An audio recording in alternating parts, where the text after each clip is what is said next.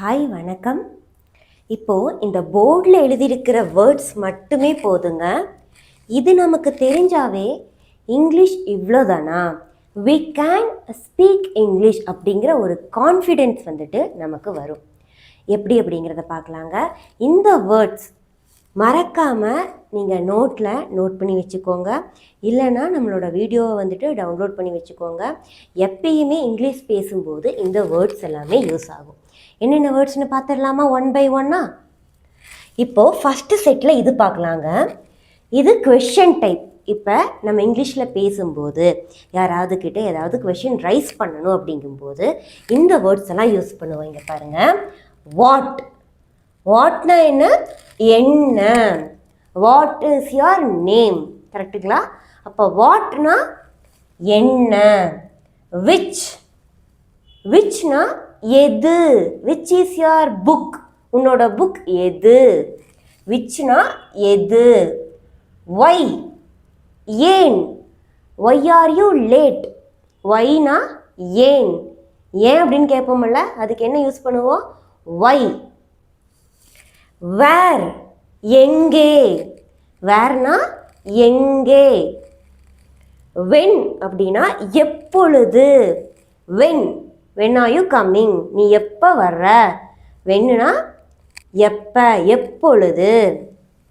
Whose, யாருடைய. ஹூஸ்னு கேட்டோம்னா அது யாருடைய. ஹூம், யாரை. ஹூம்னா யாரை. ஸோ இது தெரிஞ்சதுனாவே நமக்கு கொஷின்ஸ் எல்லாம் ஈஸியாக வந்துட்டு நம்ம ரைஸ் பண்ணலாம். ஓகேங்களா? அடுத்தது இப்போ இது ரொம்ப இம்பார்ட்டண்ட். இந்த செட்டுக்கு வரலாங்க. இது வந்துட்டு சப்ஜெக்ட். அவன் அப்படின்னா என்ன சொல்லணும்? ஹீ. அவன்னு சொல்கிறதுக்கு நம்ம இங்கிலீஷில் எப்படி சொல்லுவோம்? ஹீ. அவள் அப்படின்னா ஷீ. அது அப்படின்னா இட். புக்குக்கு பதிலாக என்ன சொல்லலாம்? இட். அது அப்படின்னா இட். அவர்கள் அப்படின்னா தே. நான் அப்படின்னா ஐ. ஐ ஆம் பவித்ரா. ஸோ ஐ அப்படின்னா நான். நாங்கள் அப்படின்னா நாங்கள் எல்லாரும் சேர்ந்து நாங்கள் அப்படின்னா வி. யூ பார்த்துட்டிங்கன்னா நல்லா நோட் பண்ணிக்கோங்க. வீடியோவை ஸ்கிப் பண்ணாமல் ஃபுல்லாக பாருங்கள். கண்டிப்பாக இங்கிலீஷ் பேசுகிறதுக்கும் இங்கிலீஷில் எழுதுறதுக்கும் ஹெல்ப்ஃபுல்லாக இருக்கும்.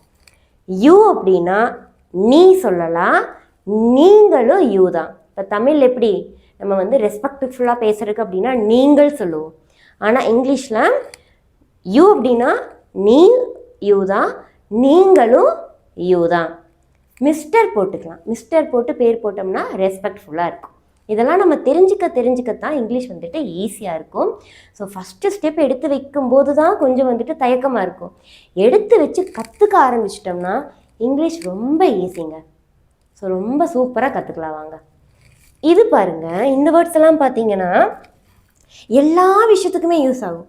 ஒரு படிக்கிறதுக்கு, எழுதுறதுக்கு, லெட்டர் ரைட்டிங், நீங்கள் வாட்ஸ்அப்பில் டைப் பண்ணுறதுக்கு, டே டு டே லைஃப்பில் யூஸ் பண்ணுறதுக்கு எல்லாத்துக்குமே இது யூஸ் ஆகும். இங்கே பாருங்கள், டூ அப்படின்னா ஞாபகம் வச்சுக்கோங்க, இக்கு. அது என்ன இக்கு அப்படின்னா பவி. அப்படின்னா பவிக்கு அப்படின்னு எப்படி சொல்லுவீங்கன்னா to Pavi. Give it to Pavi. ஓகேங்களா? இப்போ யாராவது ஒருத்தங்க நம்ம மார்க்கர் உங்கள்கிட்ட கொடுத்து give it to your friend, to friend, to Pavi அப்படி சொன்னாங்கன்னா பவிக்கு. ஓகேங்களா? பவிக்கு அப்படின்னா பவி போட்டு டூ போடணும், டூ போட்டு பவின்னு போடணும். அப்போ இக்குனா டூ. ஃபார் அப்படின்னா காக. ஃபார் பவி, பவிக்காக. ஒரு கேக் இருக்குது, கேக் வச்சுருக்கீங்க. இது யாருக்காக வச்சுருக்கீங்க? நான் என் ஃப்ரெண்டு வந்துட்டு பிரீத்தி வருவான்னு வச்சுருக்கேன். ஃபார் பிரீத்தி, பிரீத்திக்காக. இது பிரீத்திக்கு, பிரீத்திக்காக. எபவுட்னா பற்றி. யாரை பற்றி பேசிகிட்டு இருக்கீங்க? நான் வந்துட்டு எங்களோட மேனேஜர் பற்றி பேசிகிட்டு இருக்கேன். About manager. இப்போ எலெக்ஷன் டைம், எதை பற்றி பேசிகிட்டு இருக்கீங்க? About election. ஸோ எபவுட்னா பற்றி. ஃப்ரம்னா இருந்து. ஃப்ரம், இருந்து. ஃப்ரம் பவி அப்படின்னா பவியிடமிருந்து நான் ஏதாவது ஒன்று வாங்கியிருந்தேன். From Pavi. வித் அப்படின்னா உடன், வித் பவி அப்படின்னா ஸோ வித் பவி, பவி கூட, பவியுடன். இந்த மாதிரி நமக்கு தெரிஞ்சுக்கும் போது நமக்கு ரொம்ப ஹெல்ப்ஃபுல்லாக இருக்குங்க இந்த வேர்ட்ஸ் எல்லாம். ஓகேங்களா? ஸோ இதை மறக்காமல் நோட் பண்ணி வச்சுக்கோங்க, நிறைய இடத்துல நமக்கு யூஸ் ஆகும். அடுத்தது இங்கே பாருங்கள், இப்போ எப்படி இதெல்லாம் சப்ஜெக்டில் யூஸ் பண்ணுவோமோ இது எல்லாமே நமக்கு ஆப்ஜெக்டில் யூஸ் பண்ணுவோம். ஹிம்னா அவனை, ஹீனா அவனுங்க, ஹிம்னா அவனை. அவனை அப்படின்னா அப்போ அவனுக்கு அப்படின்னா எப்படி யூஸ் பண்ணுவீங்க? ஹிம்னா அவனை, அவனுக்குன்னா ரொம்ப ஈஸி, டு ஹிம். இதானே இருக்கு. அப்போ டு ஹிம் அப்படின்னா அவனுக்கு.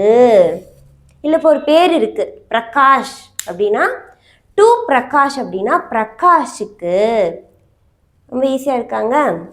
ஹர்னா அவளை, தெம்னா அவர்களை, மீனா என்னை, யூனா இதே மாதிரி தாங்க. இங்கே யூக்கு நீ நீங்கள் வருது இல்லையா, அதே யூ ஆப்ஜெக்ட்லேயும் வரும். உன்னை உங்களைக்கு யூவே தான். You give it to you, I gave it to you அப்படின்னா நான் உங்களுக்கு கொடுத்துட்டேன். அப்போ உனக்குனால அதுதான், உங்களுக்குனால யூ தான். ஓகேங்களா? ஸோ இப்போ இந்த டூ வச்சு எல்லாத்துக்குமே பார்க்கலாமா? டு ஹிம் அப்படின்னா அவனுக்கு, டு ஹர் அப்படின்னா கூட சேர்ந்து ப்ராக்டிஸ் பண்ணுங்க. ஓகேங்களா?